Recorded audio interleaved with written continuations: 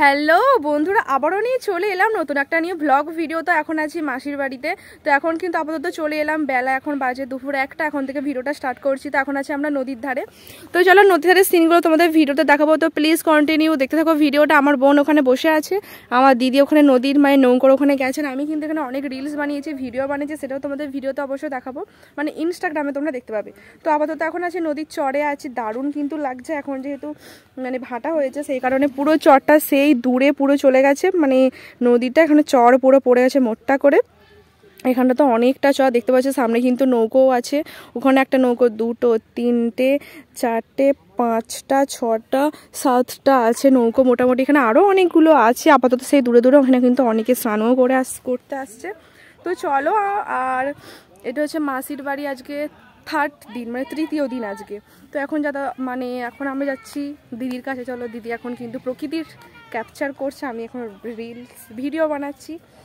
তো এই জায়গাটা পুরোটাই হচ্ছে নদীর ধার, ওইটা হচ্ছে বাঁধ থেকে আমরা সবাই পুরোটাই নদীর ধারে নেমে পড়েছি।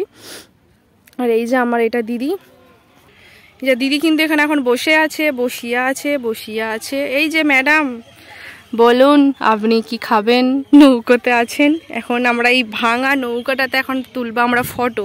কেন না গাইস, আর কি বলবো তোমাদের, আলকা আদাটা মাখানো আবার কাজ হচ্ছে রে এখানে, দেখ মেয়ে আছে পড়ে। তো চলো দেখতে থাকো কন্টিনিউ ব্লগটা। আর আমরা এখন কিন্তু শরৎচন্দ্রের বাড়ি যাব, সেখানেও তোমরা ব্লগটা দেখাবো। আপাতত এখন মাসির বাড়ি যাবো, খাওয়া দাওয়া আছে দুপুরবেলা। চলো। সত্যি কথা বলতে মাসিদের বাড়িতে না নদীর ধারটা যেহেতু সামনে, আমার তো নদীর ধার খুবই ভালো লাগে, সেই কারণে কিন্তু মাসির বাড়ি যেতেও আমার খুবই ভালো লাগে। আমার যেখানে নিজস্ব বাড়ি শিবগঞ্জ শ্যামপুরে, তোমাদের তো আমি ব্লগে বলেছিলাম বা অনেক ব্লগে ভিডিওতে দেখেছিলাম, সেখানেও যেতে আমার খুবই ভালো লাগে, কেননা নদীর ধার সামনে, নদীর ধার দেখলে যেন আমার মনটা সেই দিকেই টেনে যায়। তো যাই হোক চলো, এখানে পুরো নদীর ধারটা তোমাদের ঘুরিয়ে দেখেছি। এখানে কিন্তু পুরোটাই অনেক দূর সীমানা পর্যন্ত পুরোটা দেখা যাচ্ছে। তো আমার দিদি কিন্তু এখানে হাসতেই ব্যস্ত, আমার বোনও কিন্তু এদিকে দাঁড়িয়ে আছে, সবাই মিলে কিন্তু খুবই আনন্দ করছে। দেখতে পাচ্ছি যে পুরোটাই চড়া পড়ে গেছে, তোমরা সেটা অবশ্যই দেখতেই পাচ্ছ। এই দেখাটার জন্য আসলে এসেছিলাম। তো চলো একটু অনুভবটা নেওয়া যায়, কেননা এগুলো কিন্তু আমার ভিডিও শুটের জন্য নেওয়া হয়েছিল। দারুণ কিন্তু লাগছিল, তোমরা অবশ্যই কমেন্ট করে জানিও। আর আজকে কিন্তু আমরা শরৎচন্দ্রের বাড়ি যেতে চলেছি, সেটারও তোমরা ব্লগ দেখতে পাবে। তো প্লিজ তোমরা কন্টিনিউ ব্লগটা আমার। গাইস, আমরা এখন সবাই মিলে উঠবো এখন বাঁধে। তো চলো, আমাদের এখন রাস্তা হচ্ছে এইটাই। আমার কিন্তু দিদি বোনারে সব চলে আসছে। চ চ চ চ চ হাত ধর। গাইস, পড়তে পড়তে বেঁচেছি।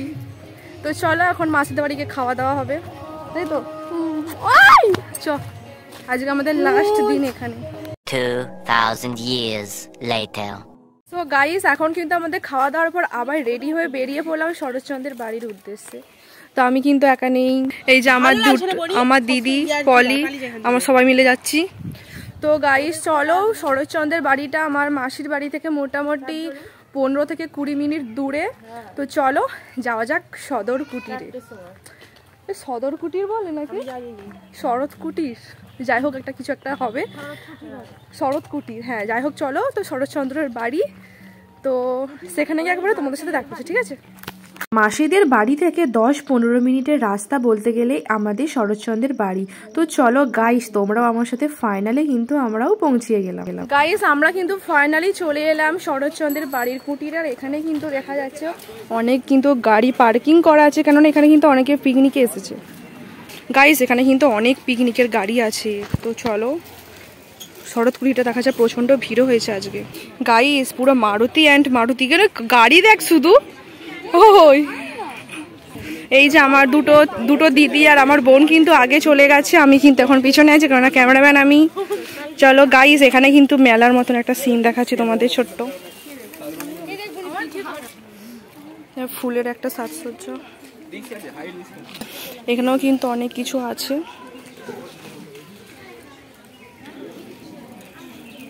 আছে ব্যাগের দোকান।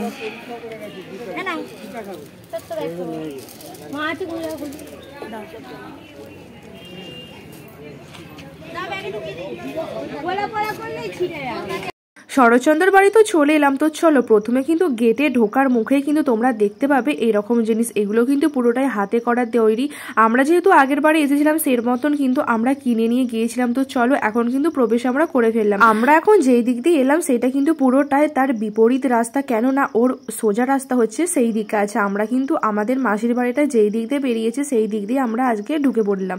তো চলো আমার দিদি আমার বোনও আছে, সবাই মিলে কিন্তু চলে এলাম। তো ফাইনালি কিন্তু তোমাদের বাইরের গেটটাও দেখাবো। এখানে কিন্তু প্রচন্ড ভিড়ও হয়েছে, এটাই হচ্ছে মেন প্রবেশের গেট, কেননা এদিকটাই হচ্ছে খুব সুন্দর লাগছিল। প্রথমে কিন্তু এদিক দিয়ে ফার্স্ট ঢোকার মুখে তোমরা দেখতে পাবে শরৎচন্দ্রের মূর্তি একটা।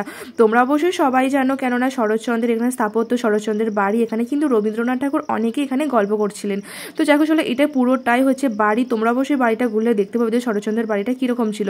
আমার ভিডিও যারা দেখছো তাদের বাড়ি যদি শরৎচন্দ্রের বাড়ির পাশাপাশি বা কোথাও হয়ে থাকে প্লিজ একটু কমেন্ট করে কিন্তু জানিও। তো চলো গাইজ, এখানে কিন্তু তোমরা দেখতেই পাচ্ছ এখানে কিন্তু শরৎচন্দ্রের শোবার ঘর, গল্প করার ঘর, অনেক রকম কিছু। এখানে ছোট্ট একটা রাধাকৃষ্ণের মূর্তিও আছে। তো তোমরা প্লিজ চলে আসতে পারো ছোট্ট করে সরস্বতী পুজোর জন্য শরৎচন্দ্রের বাড়ি উপলক্ষে। তো চলো যাই হোক, এখানে কিন্তু জায়গাটা খুবই ভালো লাগছিল। আমি শরৎচন্দ্রের বাড়ি অনেক বাড়ি বলতে গেলে ঘুরেছি। মাসিদের বাড়িতে এলে তো শরৎচন্দ্রের বাড়ি প্রতি বাড়ি ঘুরি, আর তাছাড়া আমি বন্ধুদের সাথেও চলে আসি। এখানে কিন্তু বাড়িতে একটা ওপরে যাওয়ার একটা সিঁড়ি আছে, সেই সিঁড়ি বেয়ে কিন্তু আমরা এখন যেতে চলেছি ওপরে, কেননা ওপরে কিন্তু অনেক কিছু আছে। ওপর থেকে তোমাদের ভিউজটা জাস্ট দেখাবো, দারুণ কিন্তু লাগছে। এখানে কিন্তু প্রচন্ড ভিড়। মানে শরৎচন্দ্রের বাড়ি আসার আগে কিন্তু তোমাদের নামতে হবে দেউলটি স্টেশনে। দেউলটি স্টেশন থেকে তোমরা যদি টোটো ভাড়া করো, মানে টোটোতে করে তোমরা চলে আসবে শরৎচন্দ্রের বাড়িতে। তো যাই হোক চলো, আমরা কিন্তু খুবই আনন্দ করলাম। মাসির বাড়ি হচ্ছে আমাদের আজকে লাস্ট দিন, কারণ আমরা বাড়ি গিয়ে এখনো যেতে চলেছি, আমাদের বাড়ি পৌঁছাতে হবে। তো যাই হোক চলো, আর তোমাদের কেমন লাগছে অবশ্যই প্লিজ কমেন্ট করে কিন্তু জানো। এখানে কিন্তু ছোট্ট একটা পাখির বাসা আছে। এখানে কিন্তু আমরা যখন আগের বার এসেছিলাম তখন দেখেছিলাম যে অনেকগুলো মানে পাখি ছিল, কিন্তু এখন দেখতে পাচ্ছি একটাই পাখির খাঁচা।